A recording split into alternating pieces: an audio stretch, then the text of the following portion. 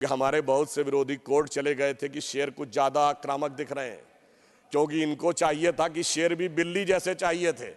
परंतु अब संसद भवन में एक ऐसा शेर बैठा है जिसकी वजह से अब किसी की भारत की तरफ आंख उठाने की हिम्मत नहीं है। कभी हम रूस की कॉपी बनते रहे नेहरूवियन सोशलिज्म मॉडल में, तो कभी अमेरिका की कॉपी बने। पर पहली बार नीति आयोग ने अपने रेजोल्यूशन में कहा कि now we will not be borrowing upon any model from outside, we will search from original भारतीय मॉडल। उस वर्ग के 14 लोग हमने बनाए, इसमें 11 लोग अलग अलग जातियों के हैं। ये होता है सबका साथ सबका विकास। और जो लोग आज सामाजिक न्याय की बात करते हैं, अपने परिवार के अलावा एक योग्य व्यक्ति उन्हें नहीं मिलता है। इस देश में किस प्रधानमंत्री ने कहा था मुस्लिम should have the first right over the national resources of India? आपने तो नहीं कहा एससी एसटी ओबीसी और गरीब का होना चाहिए। हमारे मोदी जी ने कहा गरीब का पहला हक है। डॉक्टर बाबा साहब अंबेडकर ने 27 अक्टूबर 1951 को जालंधर में अपने भाषण में कहा था कि नेहरू जी को माइनॉरिटी कम्युनिटी के प्रति कुछ बहुत ज्यादा लगाव है और इसलिए वो दलितों के हितों की अनदेखी कर देते हैं। देश में एक ही नेता है जिसकी जाति, उपजाति और गोत्र भी प्रेस कॉन्फ्रेंस में बताया गया। इस देश में एक ही प्रधानमंत्री हुए जिन्होंने अपनी जातिवाचक संज्ञा अपने नाम के आगे लगाई। हमने कभी पंडित अटल बिहारी वाजपेयी नहीं कहा। इस देश में 2 ही प्रधानमंत्री हुए जिन्होंने अपनी सरकार में अपने अंदर गठित कमेटी के द्वारा अपने को भारत रत्न अर्पित किया, एक पंडित जवाहरलाल नेहरू और एक श्रीमती इंदिरा गांधी जी। मेरा ये चैनल सब्सक्राइब करें और मेरे हर अपडेट आपको मिले, इसके लिए बेल आइकन जरूर दबाइएगा। हम सबसे तेजी से बढ़ती हुई अर्थव्यवस्था हैं। 5G रोल आउट करने में हम पहले देश बन गए हैं और ब्रिटिश काल का किंग्सवे कांग्रेस के शासनकाल में राजपथ से होते हुए अब कर्तव्य पथ हो गया है। अब लोक रेस कोर्स रोड लोक कल्याण मार्ग हो गया है। इंडियन पैनल कोड भारतीय न्याय संहिता हो गई है और मुगल गार्डन भी अब अमृत उद्यान हो गया है। और इस बात की स्वीकारोक्ति सिर्फ भारत ही नहीं, पूरी दुनिया कर रही है। वर्ल्ड इकोनॉमिक फोरम के चीफ बॉर्ज ब्रेंडे ने कहा है कि India is going towards the exponential growth with peace and no conflict. Investment in R&D and infrastructure is going in such a way that can make India a $10 trillion economy in a decade. ये world Economic Forum के chief कहते हैं। और Bill Gates ने ये कहा है कि जो इंडिया ने डिजिटल सिस्टम स्थापित किया है वो पूरी दुनिया के लिए अनुकरणीय है। चैथम हाउस थिंक टैंक ने एक आर्टिकल में कहा है कि G20 showcases the power of new emerging India। और तो और हमारे सबसे बड़े प्रतिद्वंदी प्रतिस्पर्धी देश माने जाने वाले चाइना के ग्लोबल टाइम्स ने भी मान लिया आखिर में 2 जनवरी 2024 को अपने एक आर्टिकल में यह स्वीकार कर लिया कि मोदी जी के आने के बाद भारत में अर्थव्यवस्था और विकास बहुत तेजी से आगे बढ़ा है। हमारे बहुत से विरोधी कोर्ट चले गए थे कि शेर कुछ ज्यादा आक्रामक दिख रहे हैं, क्योंकि इनको चाहिए था कि शेर भी बिल्ली जैसे चाहिए थे। परंतु अब संसद भवन में एक ऐसा शेर बैठा है जिसकी वजह से अब किसी की भारत की तरफ आंख उठाने की हिम्मत नहीं है। 1 जनवरी 2015 को नीति आयोग ने अपनी पहली जो बैठक की उसमें कहा कि बहुत दिन भारत विदेश से आयातित आर्थिक विकास के मॉडल्स को लेता रहा। कभी हम रूस की कॉपी बनते रहे नेहरूवियन सोशलिज्म मॉडल में, तो कभी अमेरिका की कॉपी बने। पर पहली बार नीति आयोग ने अपने रेजोल्यूशन में कहा कि now we will not be borrowing upon any model from outside, we will search from original भारतीय मॉडल। जब हम लोग सत्ता में नहीं थे तो हम लोग कहते थे उगा सूर्य कैसा कहो मुक्ति का ये उजाला करोड़ों घरों में न पहुंचा, खुला पिंजरा है मगर रक्त अब भी थके पंछियों के परों में न पहुंचा। तो प्रधानमंत्री जी ने सबसे पहले यह इंश्योर किया जन धन योजना लाके कि गरीबों के पास अकाउंट होने चाहिए, और आज 54 करोड़ अकाउंट हैं तो थके पंछियों के परों में सीधा वह रक्त पहुंचे जिसमें ना कोई कट हो ना किसी अन्य प्रकार की चीज। फिर चाहे 11 करोड़ लोगों को शौचालय देना हो, 4 करोड़ गरीब लोगों को आवास देना हो। और इसके द्वारा बढ़ते हुए हमारे कई विरोधी लोग कहते हैं कि साहब रोजगार और व्यवसाय में स्थिति ठीक नहीं है, तो मैं बताना चाहता हूं कि 2014 में EPFO employees provident fund account यानी कर्मचारी भविष्य निधि खाता, कोई कर्मचारी बनेगा तभी अपना भविष्य निधि खाता बनवाएगा, क्योंकि वो भी पैसा डालेगा और उसका एम्प्लॉयर भी पैसा डालेगा। 2014 में 11 करोड़ थे, आज 27 करोड़ है। तो इसका मतलब 16 करोड़ लोग ऐसे हुए जिनके की खाते इस दरमियान बने तो उसमें एम्प्लॉयर भी है, एम्प्लॉय भी है। इसका मतलब रोजगार के सृजन की दिशा में एक महत्वपूर्ण स्थिति आने वाले टाइम में आई। और हमारे तिरुचि शिवाजी कई बार कह रहे थे डेट के बारे में, तो मैं बताना चाहता हूं भारत दुनिया की समस्त अर्थव्यवस्थाओं में डेट टू जीडीपी रेशियो में सबसे बेहतर स्थिति में है। आप China, America, Japan, France, Germany किसी से भी तुलना कर लीजिए, हम डेट टू जीडीपी रेशियो में सबसे बेहतर स्थिति में है। पर्सनल डेट में हम सबसे बेहतर स्थिति में है। 73% लोग ऐसे हैं भारत में जिन्होंने कोई पर्सनल डेट नहीं ले रखा है। तो इसीलिए आईएमएफ ने हमारी अर्थव्यवस्था की वो तारीफ भी की। भगवान राम, उनके जीवन ने इस राष्ट्र और समाज को जो प्रेरित किया वो राम मंदिर के समय में किस रूप में हुआ मैं बताना चाहता हूं।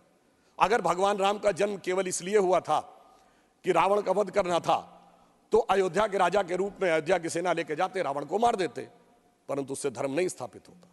इसलिए पहले राजा राम को वनवासी राम बनना था, उसके बाद निषाद राज का सम्मान, उसके बाद माता शबरी का सम्मान, उसके बाद सुग्रीव का राज्याभिषेक, फिर बानर, रीछ, भालू अर्थात समाज के उन दूर के कोनों में खड़े हुए लोग जहां तक किसी की दृष्टि भी नहीं जाती थी, सबको संगठित किया और संगठित करके तब जाकर उस समय की विश्व की सबसे बड़ी शक्ति को उन्होंने परास्त किया। अर्थात समाज के हर वर्ग को सम्मान, स्थान देकर तब जाकर राम का राज्याभिषेक हुआ था।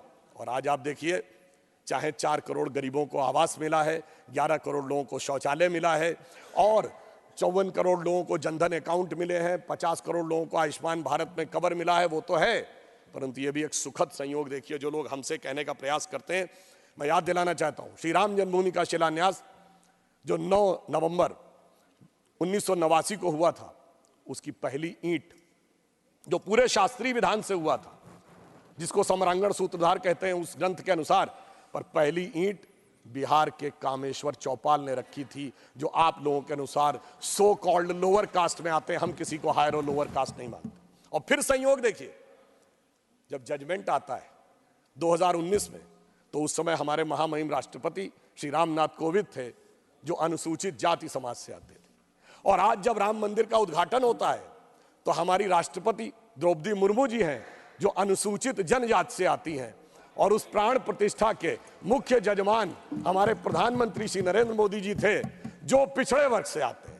मुझे लगता है जो राम के काल में हुआ था, सबको सम्मान, सबको स्थान, सबको सत्ता में स्थान, वही राम मंदिर के काल में भी हो रहा है। तो जो लोग आज हमसे कहते हैं पिछड़े वर्ग की बात, तो मैं कहना चाहता हूं कि हिंदी पट्टी में हमने 5 मुख्यमंत्री बनाए। कल्याण सिंह जी मध्य प्रदेश में, उमा भारती जी, बाबूलाल गौड़ जी, शिवराज सिंह चौहान जी, मोहन यादव जी। और हमने 8 डिप्टी सीएम बनाए। केशव मौर्य जी उत्तर प्रदेश में, सुशील मोदी जी यहाँ सदन में हैं, तारकेश्वर जी, रेणुका देवी जी, और हमने अभी अरुण साव जी छत्तीसगढ़ में, सम्राट चौधरी जी बिहार में। 8 और 5 13, और यदि प्रधानमंत्री जी को मिला लें तो 14। उस वर्ग के 14 लोग हमने बनाए, इसमें 11 लोग अलग अलग जातियों के हैं। ये होता है सबका साथ सबका विकास। और जो लोग आज सामाजिक न्याय की बात करते हैं, अपने परिवार के अलावा एक योग्य व्यक्ति उन्हें नहीं मिलता है। जिस दिन सत्ता देने की बात आती है, तो वर्ग तो छोड़िए, अपनी जाति में भी एक योग्य व्यक्ति नहीं मिलता है। केवल अपने परिवार को सब कुछ चाहिए, यानी जाति का चूरन देना है, परिवार को संपूर्ण सत्ता पूरन लेना है। मान्यवर, बहुत से लोग कहते थे कि श्री राम जन्मभूमि की प्राण प्रतिष्ठा का मुहूर्त ठीक नहीं है, मगर मैं कहना चाहूंगा उन सारे लोगों को देख लेना चाहिए कि राहुल गांधी जी ने जो यात्रा शुरू की है, इसका मुहूर्त कैसा था, जरा इस पे विचार कर लेना चाहिए। क्योंकि वो जहां से चले हैं, पहले वो चले असम से, तो देवड़ा साहब मुंबई में अलग हो गए। वो बंगाल की तरफ उठे तो ममता दीदी ने अलग स्टैंड ले लिया, उत्तर प्रदेश में मायावती जी ने अलग स्टैंड ले लिया, पंजाब में आम आदमी पार्टी अलग हो गई, बिहार पहुंचे तो गठबंधन ही पलट गया। आज वो रांची में है, साहब सरकार तो बच गई पर वहां भी मुख्यमंत्री चला गया। तो जरा विचार करना चाहिए उन लोगों को कि उन्होंने ये कौन से मुहूर्त में काम शुरू किया है। परंतु उसके उपरांत जिस ढंग से इंडिया गठबंधन की राहुल गांधी जी की यात्रा चल रही है, तो उसके लिए जो हकीकत से मुंह मोड़े हुए हैं, उसके लिए मैं कहना चाहूंगा कि आंख मूंद लेने से ये खतरा न टल जाएगा। आंख मूंद लेने से ये खतरा न टल जाएगा। अब वो देखना पड़ेगा जो देखा न जाएगा और शिजरा बिखरने को है इस मोहब्बत की दुकान का, झूठी तसल्लियों से अब संभाला न जाएगा। मैं पूछना चाहता हूं, इस देश में किस प्रधानमंत्री ने कहा था मुस्लिम should have the first right over the national resources of India?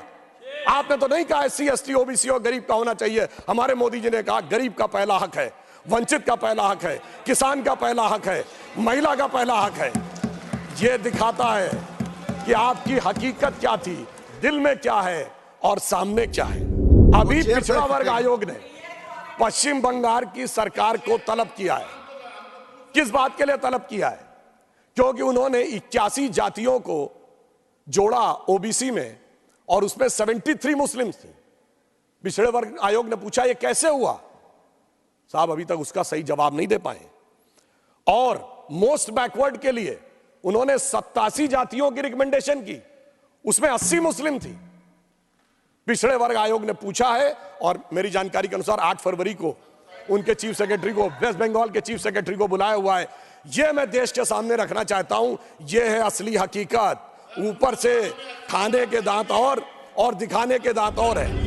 Doctor बाबा साहब अंबेडकर ने 27 अक्टूबर 1951 को जालंधर में अपने भाषण में कहा था, और किसी को समस्या हो तो doctor Ambedkar writings and speeches published by ministry of social justice in 2014, उसके वॉल्यूम 17 और पार्ट 3 में वो पूरा भाषण है, जिसमें वो बड़े दुख के साथ कहते हैं कि नेहरू जी को माइनॉरिटी कम्युनिटी के प्रति कुछ बहुत ज्यादा लगाव है और इसलिए वो दलितों के हितों की अनदेखी कर देते हैं। उन्होंने कहा कि मैं इस बात के विरोध में नहीं हूं कि मुस्लिमों को नहीं मिलना चाहिए, परंतु दलितों की कीमत पर मिले, मुझे इस बात का बहुत दुख है। और मैं उनका वर्ड कोट करना चाहता हूं। उन्होंने कहा कि नेहरू जी पिछले 20 साल से इस देश के सबसे बड़े नेताओं में से एक हैं। उन्होंने 2000 से अधिक भाषण दिए होंगे और उसमें उन्होंने अनेक बार मुस्लिम समाज के लिए बहुत सारी बातें कही हैं, मगर दलितों के लिए उनको वो देखने को नहीं मिलता। और उनका जो वर्ड है कि मैं मुस्लिमों की उपेक्षा नहीं होनी चाहिए, ये मेरा विचार है, परंतु मुस्लिमों को दलितों की कीमत के ऊपर आनंद करवाया जाए, यह मैं उचित नहीं मानता, क्योंकि दलितों को अधिक सुरक्षा की आवश्यकता है। कि जातिगत आइडेंटिटी की बात आती है तो इस देश में एक ही नेता है जिसकी जाति, उपजाति और गोत्र भी प्रेस कॉन्फ्रेंस में बताया गया, क्योंकि तब उनको लगता है कि उसका फायदा हो सकता है। और इतना ही नहीं, जनेऊ भी दिखाया गया प्रेस कॉन्फ्रेंस में, यानी तब लगा कि शायद इसका फायदा हो सकता है, मगर फिर जब लगा कि कुछ और होना चाहिए तो बदल गए। सिर्फ 5 साल के अंदर बदल गए। देश में एक ही प्रधानमंत्री हुए जिन्होंने अपनी जातिवाचक संज्ञा अपने नाम के आगे लगाई। हमने कभी पंडित अटल बिहारी वाजपेयी नहीं कहा था, मगर एक ही पंडित जी हुए भारत की राजनीति में, यानी तब उसका फायदा था तो उस चीज को आगे करना है, आज दूसरा फायदा है तो दूसरे को आगे करना है। इसलिए परिस्थितियों के अनुसार इनका सामाजिक न्याय का समीकरण बदलता रहता है। किसी कांग्रेस पार्टी के एक नेता थे, आवश्यकता होगी तो मैं जगह का नाम, वर्ष तो बता ही देता हूं, 2018 में विधानसभा चुनाव में, और इसका न्यूज भी अवेलेबल है, वीडियो भी अवेलेबल है सोशल मीडिया पे। मोदी जी का नाम लेके हिंदू धर्म के बारे में कहते हैं, ये इनकी जाति क्या है पता है आपको? इनको हिंदू धर्म के बारे में पता है। फिर उमा भारती जी का नाम लेते हैं, फिर हमारे और ओबीसी नेताओं का नाम लेते हैं, फिर कहते हैं इनको कुछ पता होता है, फिर अपनी जाति का नाम लेते हैं, ये सिर्फ हमको पता होता है। मान्यवर, इस ढंग की बात मैं दावे के साथ कहता हूं, अगर किसी भाजपा के नेता ने बोल दिया होता तो जैसे वो एक गाना था ना, आरा हिले छपरा हिले, ये दिल्ली मुंबई नहीं लंदन न्यूयॉर्क हिल गया होता, दुनिया के समुद्रों में सुनामी आ गई होती, पर आपने उनको विधानसभा का अध्यक्ष बना दिया। 24 अप्रैल 1951 को पंडित नेहरू जी ने जाम साहब दिग्विजय सिंह, जो सौराष्ट्र के राज्य प्रमुख थे, like chief minister of today, उनको लेटर लिखा था सोमनाथ मंदिर के उद्घाटन पे कि मैं बहुत स्पष्ट करना चाहता हूं कि मैं इससे सहमत नहीं हूं। मुझे इस बात का बहुत कष्ट है कि हमारे कुछ मंत्रिमंडल के सहयोगी जा रहे हैं, और उन्होंने कहा कि I am troubled by this revivalism, ये वर्ड है, यानी मैं इस पुनरुत्थान से बहुत दुखी और समस्या में हूं। मगर साहब, हुई है वही जो राम रचि राखा, जो होना था वो हो गया। और मगर यह दर्शाता है कि जो आज की यह प्रवृत्ति है, यह प्रवृत्ति गांधी जी की नहीं थी। गांधी इस देश की धर्म संस्कृति को मानते थे। नेहरू जी की सोच अलग थी। तो मैं कह सकता हूं कि आज की कांग्रेस गांधी जी की सोच से ज्यादा नेहरू जी की सोच के ऊपर चलती है। इस कारण से यह समस्या आती है। ये लोग कहते हैं भाई जातिगत जनगणना कराइए, बिल्कुल अच्छी बात है, पर पहले तो बताइए जातिगत जनगणना रोकी किसने थी, किसका निर्णय था? ये 1951 में नेहरू जी का निर्णय था ना, और उस समय तो कॉन्स्टिट्यूएंट असेंबली थी, क्योंकि चुनाव तो 52 में हुए। और फिर हमने बचपन में सभापति महोदय सुना, इंदिरा जी के जमाने में कांग्रेस की क्या सोच थी, जात पे ना पात पे, इंदिरा जी की बात पे मोहर लगेगी हाथ पे। राजीव गांधी जी के जमाने में क्या था, 6 दिसंबर 1990 को इसी सदन में मंडल कमीशन का विरोध करते हुए राजीव गांधी जी ने कहा कि कांग्रेस पार्टी जात पात में विश्वास नहीं करती, हमारा नारा है जात पे ना पात पे, मोहर लगेगी हाथ पे। अरे भाई, मैं पूछना चाहता हूं, नेहरू जी सही थे कि इंदिरा जी सही थी कि राजीव जी सही थे, या आज के आपके कुल गौरव सही हैं, या दोनों सही थे? जैसी मौका मिल जाए वैसा सही था। तो मैं कहना चाहूंगा कि एक जमाने में जो पार्टी कहती थी जात पे ना पात पे, इंदिरा जी की बात पे मोहर लगेगी हाथ पे, वो अपने पुरखों की बात को धर के लात पे पार्टी ले आए फुटपाथ पे। एक और आरोप लगाया गया था कि विपक्ष के नेताओं का सम्मान नहीं हो। माननीय खड़गे जी ने एक उदाहरण दिया था, वो उदाहरण अटल जी के प्रधानमंत्री का नहीं था। वो जब वो विदेश मंत्री बने थे तो विदेश मंत्रालय में जवाहरलाल नेहरू जी की फोटो लगी थी, वो हटा दी गई। तो उन्होंने कहा नहीं, जो देश के प्रथम प्रधानमंत्री थे वो जहां जैसे है वैसे ही रहना चाहिए। ये हमारा संस्कार है, और मोदी जी ने उसको कितना आगे बढ़ाया। सरदार पटेल की मूर्ति दुनिया की सबसे ऊंची मूर्ति बना दी। हमने इस बात की चिंता नहीं की कि उनके कालखंड में संघ पर प्रतिबंध लगा था, मगर अफसोस की बात यह है कोई भी आज तक गया नहीं है। अब ये बताइए, भारत रत्न मदन मोहन मालवीय जी तो कांग्रेस के अध्यक्ष थे, उन्हें भारत रत्न मिला। प्रणब मुखर्जी जी कांग्रेस के नेता थे, उन्हें भी भारत रत्न मिला। क्या पद्म अवार्ड तरुण गोगोई जी को नहीं मिला? क्या एससी जमीर जी को नहीं मिला? और अभी आदरणीय कर्पूरी ठाकुर जी को मिला। यह ईमानदारी है हमारी सरकार की। समाज के जिस जिस व्यक्ति ने, जिस जिस महापुरुष ने जो जो योगदान दिया, हमने ईमानदारी से किया है। और इनके यहाँ ये सम्मान की बात करते, इनके यहाँ तो ऐसा था मान्यवर, इस देश में 2 ही प्रधानमंत्री हुए जिन्होंने अपनी सरकार में अपने अंदर गठित कमेटी के द्वारा अपने को भारत रत्न अर्पित किया। एक पंडित जवाहरलाल नेहरू और एक श्रीमती इंदिरा गांधी जी। राम मंदिर आंदोलन के समय कहा जाता है जिस दिन राम मंदिर बनेगा उस दिन मिडिल ईस्ट के देश पेट्रोल देना बंद कर देंगे। आज भारत मिडिल ईस्ट और यूरोप का कॉरिडोर बन रहा है, राम मंदिर भी बन रहा है, कॉरिडोर भी बन रहा है। G20 समाप्त हुआ तो सऊदी अरब के क्राउन प्रिंस मोहम्मद बिन सलमान एक दिन एक्स्ट्रा भारत में रुके व्यापार पे बात करने के लिए। अटल जी की इस पंक्ति के साथ समाप्त करता हूं, जो मोदी जी के एफर्ट्स के लिए एकदम सही उतरती है कि टूटे हुए तारों से फूटे बासंती स्वर, पत्थर की छाती में उग आया नव अंकुर, झरे सब पीले पात, कोयल की कुहुकरात, प्राची में अरुणिमा की रेख देख पाता हूं, गीत नया गाता हूं, गीत नया गाता हूं।